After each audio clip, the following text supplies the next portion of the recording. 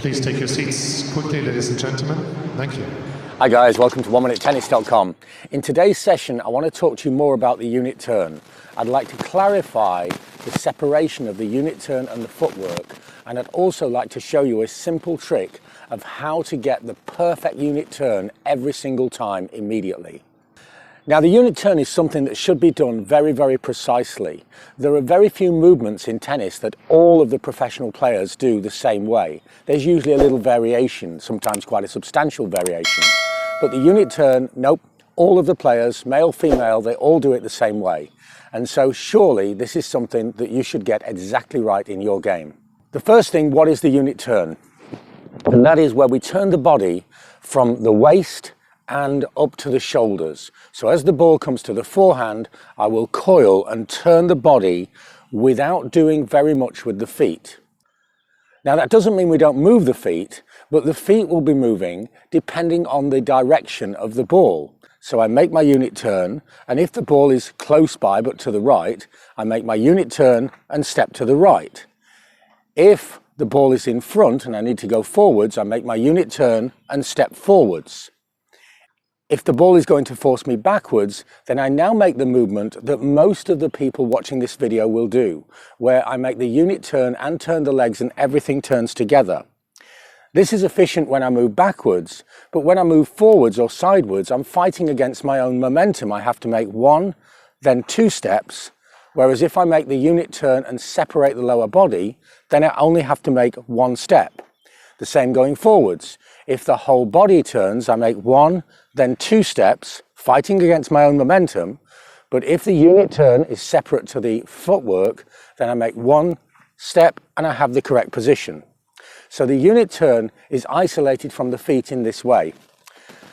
But how to make this perfect position? Now, the traditional way of teaching this is to break it down into several component parts. I'm going to show you what they are, but then I'm going to show you a much easier way of applying this in your game today, because for a lot of people, it takes a long time and they only get part of it. So the first component part is that the shoulders turn just past 45 degrees or to 90 degrees. And the next thing is the left arm needs to go parallel to the net and to the ground.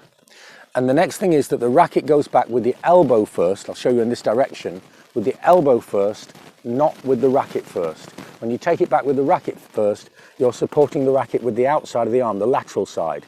When you take it back with the elbow first, you're holding the racket with the medial side, the bicep and the stronger part of the arm. And then the weight should load into the outside foot, and the head should lean slightly to the right side of the body if you're right-handed. And when we learn these in these individual specific ways, what tends to happen is by the time we get to reference point 5, then people have forgotten to apply reference point 1 or 2, and it takes a lot of repetition. But I want you to use a simple picture. Just imagine that I'm in my ready position and I have a ball nestled in my arms here. And now I'm going to make my unit turn and take the racket back, but I've got to hold on to the ball. And when I hold on to the ball, my arm, my shoulders, my elbow, my foot, my head are all in the correct place. Looking at it from this direction, again, racket back and hold on to the ball. If I go back too far, boing, the ball is gone. If I keep my hands too close together, the ball would roll away. And if I hold on to the ball, then I have an absolutely perfect unit turn every single time.